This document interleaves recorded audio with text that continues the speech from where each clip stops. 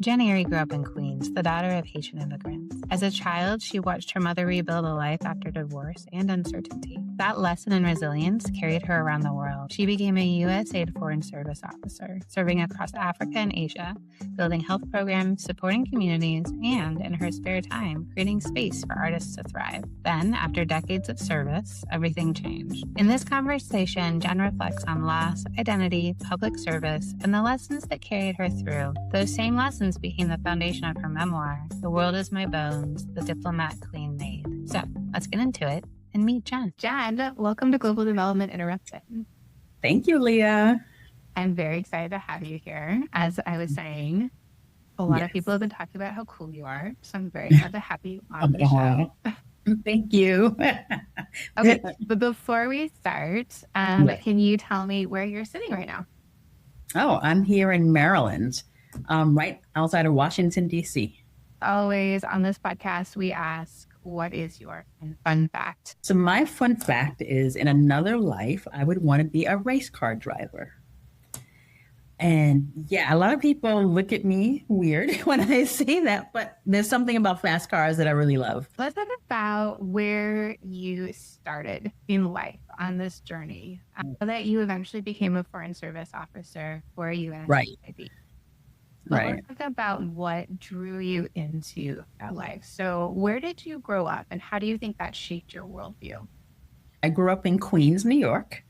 I'm a New Yorker in a town called Laurelton, Queens. I was born to Haitian immigrant parents. So both of my parents are from Haiti.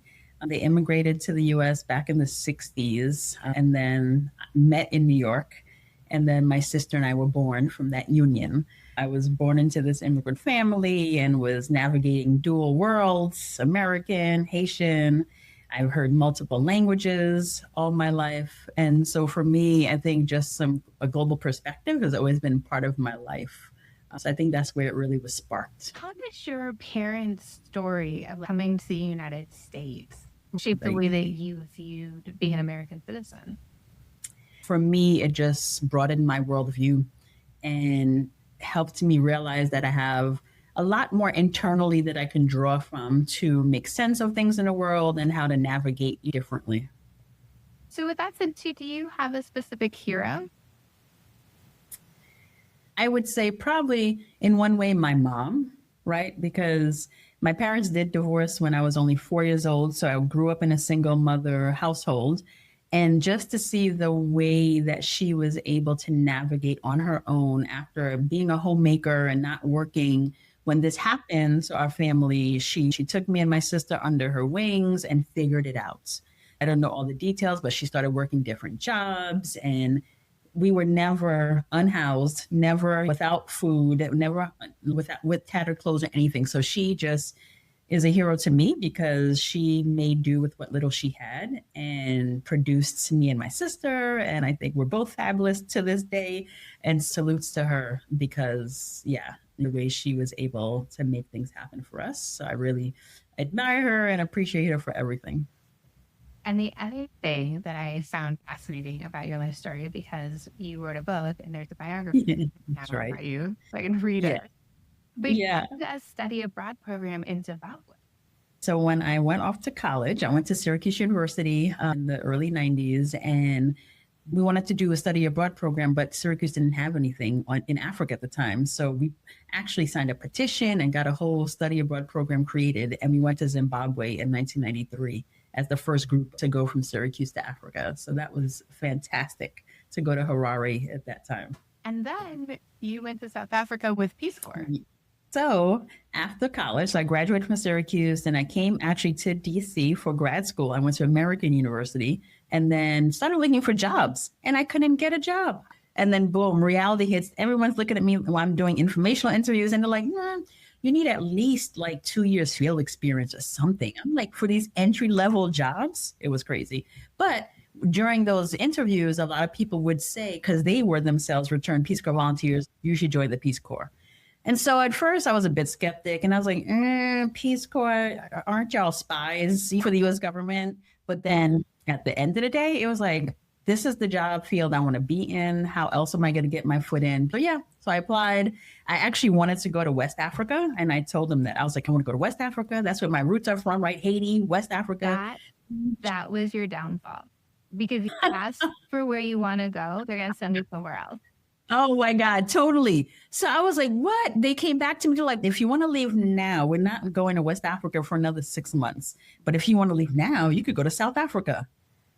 Honestly, I was not thrilled. I was even scared because 1999 or 1998 is when I got the notification. It's like, are you kidding me? Apartheid just ended.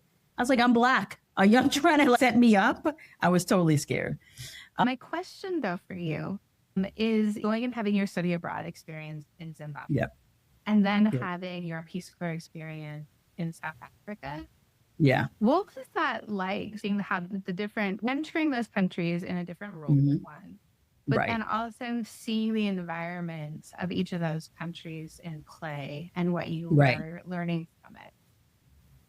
Zimbabwe was a great time there. So what I saw there, we were studying at a brain trust downtown Harare, and we were taking classes with professors from the University of Zimbabwe.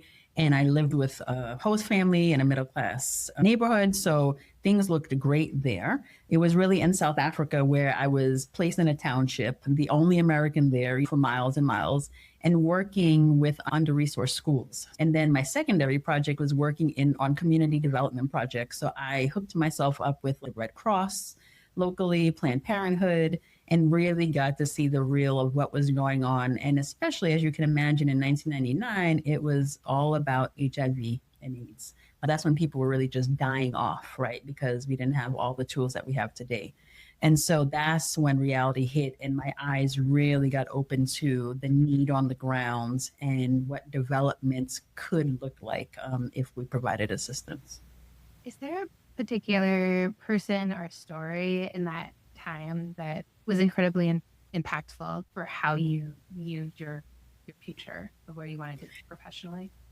For sure. So the first homestay family I was with in South Africa was middle class, both parents working. The dad was a principal at a school, at an elementary school, and the mom was a teacher at an elementary school. On the weekends, I would notice that they were always busy, right? They're going to church, they're doing this. But even during the week, they would be going to funerals. And, you know, as an American, I think most of us only go to funerals, right, when our grandparents pass away or something. Like, it's not a usual occurrence. So for them, it started to be like 3-4 days of the week they were going to funerals. And I was like, and these are not your family members. So just the occurrence of people dying, how normalized it was for funerals to become this thing of the week. And I started going with them on the weekends and just to see how the community came together. But then also to then realize how people weren't naming what it was. You know, no one would say this person died of AIDS. It was all hush hush. It was very taboo still. And people were dying from tuberculosis or slimming disease or what they called it, anything else but that. So that's what really opened my eyes and impacted me from that time. Oh my God, I need to work on this. This is crazy. So eventually, after Peace Corps, you got to USAID as a Foreign Service Officer. Was that a direct connection or? No, there were a couple of stops along the way. So when I finished Peace Corps, I interviewed and got a job at an NGO here in Washington, D.C. called AfriCare. And then from there, a friend told me about a job at JSI, so John Snow Incorporated, which was about logistics. And I was like, huh? And they were like, it's public health. You'll love it. So I worked on it from the implementer side through JSI. And while I was there and having a lot more interaction with health officers on the USAID side and USAID Washington folks, I was like, you know what? I think I'd like to work at USAID. You know, why can't I be on the other side of the table, helping to make some of these decisions and designing these programs? I applied right from usaidjobs.gov, got called for an interview, and the rest is history. So I joined in 2010 to USAID. Is a Foreign Service Officer. As a Foreign Service Officer, Foreign Service Health Officer. So you worked across Asia and Africa for the majority of your career. Exactly. So I did Philippines 2010 to 2012. Then from there, I went to Tanzania. And then from there, we moved to South Africa. from 2017 to 2021. And then I went on to South Sudan. I went to Juba. My first unaccompanied post. I was there for 2 years. So it's typically a 1 year post, but I volunteered for the second year and glad I did. And then my most final and recent tour after Juba was in Bangkok, Thailand, which was supposed to be like my prize posts after doing the hardship. And it's supposed to be 4 years, but unfortunately that got cut short, as we all know. That leads me to a question that I had too about across your career. Programs or projects that you're most proud of? I think there are several, but one is definitely the Dreams program. It was an HIV prevention program and treatment program for adolescent girls and young women. And just the empowering, mentoring side of that for me was one of the best things I've seen within the PEPFAR world. It started while I was in Tanzania, and then I was able to take that forward under my leadership in South Sudan. And that the impact I saw helping girls like get more access to education, to be able to speak freely and just dream literally in safer spaces and to access resources that they hadn't had before was magical. And I was able to see that more directly in South Sudan. So for me, that has left such a lasting impression that I know it's not cliche to say that children are the future, but they really are. For me, it was that, but also it was the treatment program that I saw in South Sudan again, how we literally were resuscitating folks, which gave me flashbacks back to my early South Africa days, because South Sudan being so remote and so under-resourced, you still had people who were wasting away there in 2021, 2022 while I was there, and having to really struggle to keep people on treatment because they couldn't get to the nearby clinic because it's too far. They didn't have money to get there. So it was really like going back to basics. I was happy to be able to be there to help connect the dots and get people back onto treatment, doing those catch-up campaigns, etc. Something that I have heard about you through all of your work is that you also brought in the arts into each of the programs or at least the countries that you lived in. No, I definitely tried to, because I do love arts and culture. I think stemming from my middle school and high school days, so I don't know if I mentioned, in high school, I actually majored in theater arts. And so I am a creative, let me own that at heart. And so I think maybe one of the biggest examples of what I did was when I was in Tanzania. Another reason why it's like one of my favorite countries is I was able to connect so well with young artists there and other creators, where I built this platform for young artists to actually perform and get on the stage. And we worked with singers and rappers and poets. And we had this show called The Lounge Tanzania that went on for years. What did you learn from working with local artists in Tanzania or other countries?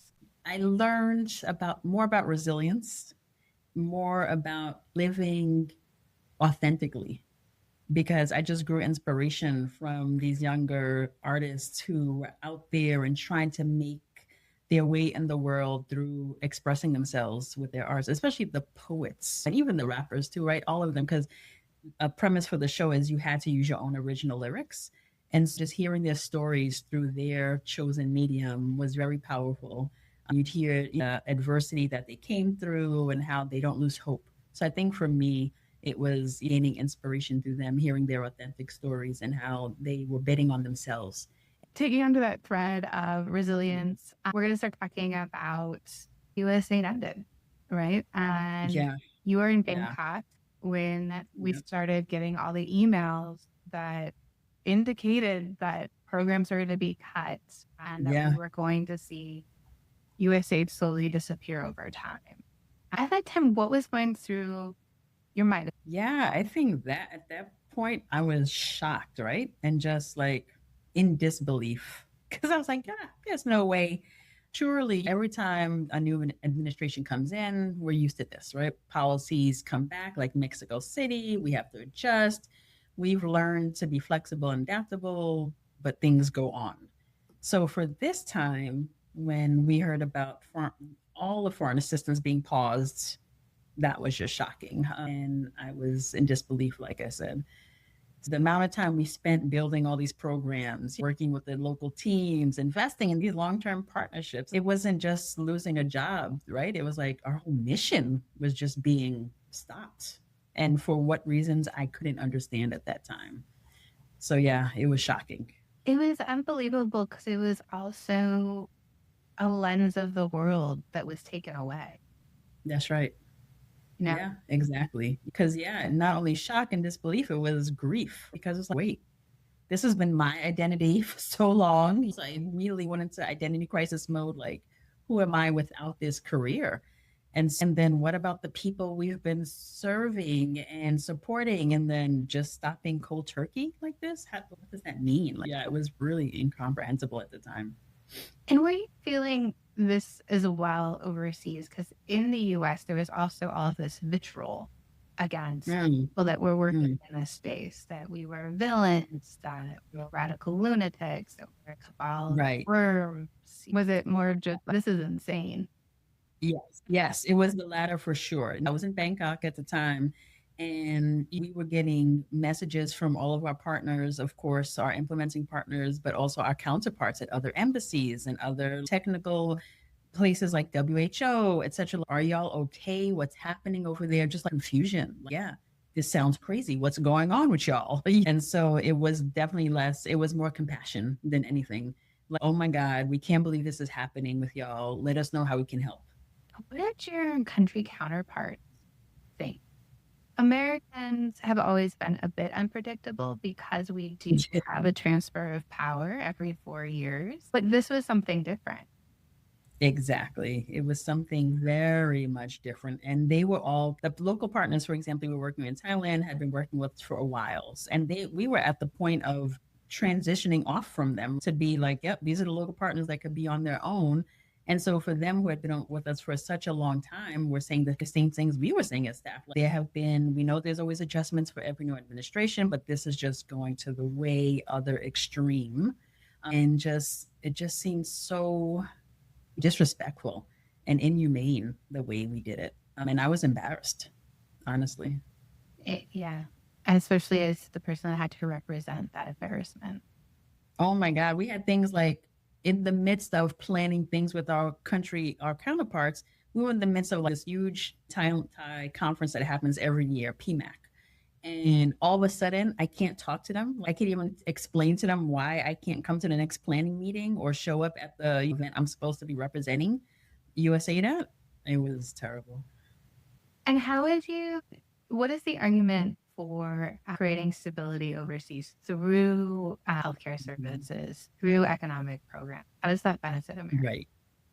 I think, people see it as foreign assistance. USAID was just charity, but that's not it, right? Because we weren't just giving away money willy nilly without any strategic interest behind it. Even though right now it's being called America First, it's always been America First. I would say, when we invest in stronger health systems overseas, it's going to help us here because it prevents diseases from coming here. And I think the classic example now is COVID. Look at what happened then, right? I would hope by now our fellow Americans would understand how diseases don't know borders. And so our funding, especially in global health, was going to system strengthening and strengthening supply chains and helping to stop outbreaks early from getting over here. So yeah, I think the sooner that we help countries identify and respond to health threats, the less that likely they are spread here and affect us. So I think in so many ways, foreign assistance was helping to defend US's public health system. What do you take now with one of the arguments that we hear in the United States quite often is, I don't have healthcare, why should I provide healthcare for people abroad? I say that it's not an either or. It's an we can do both, and that we just need to lobby and advocate for both because we have enough resources in the US to cover both, but we're choosing not to. That's the honest truth. We have enough money. We can support ourselves and also those overseas who are in real need. A lot of people have talked about the destruction of trust that this has created, and I'm assuming you saw that in you. For sure, because the relationships we built are long-term relationships. And everyone won't just invite you into their house if they don't know you necessarily. So we took a lot of time and energy and care around relationship building and gaining that trust to be able to so effectively implement our programs or to influence how we would like things to go in countries. And with this kind of approach or the way we did it, left, I'm sure, has left such a bad taste around so many countries in the world. People are going to be skeptical. But no, just we, how will we rebuild the trust is my concern now, you know? So how do you see that being rebuilt? So I think it's going to require, again, going back on the ground and listening, right? We need to go back and really listen to what happened to folks when we pulled out. What were the effects? Because people, and I think, was it Maya Angelou or someone who said this, people won't remember what you said, but they'll remember how you made them feel. And so we're going to have to repair those relationships somehow. And again, start proving ourselves, proving them wrong in terms of putting our money where our mouth is. And then I think not leading with America first. It's going to be more about, okay, this is where you are now. Where are your pain points? Where are your gaps? Doing that kind of assessment and then offering up the solutions where our value add is and accepting what the response is and not being arrogant enough to think, oh, we know everything. We can't just simply go back and try to keep doing things the way we're doing it. We're going to have to shift and do things differently going forward. What do you think one of those key shifts should be? I think we were in the right direction, especially at USAID with the whole localization move that we were with in the last few years to invest more intentionally in local leadership. We always had local partners, but really putting them in the lead and to look at protecting that technical expertise and strengthening accountability, like all those things.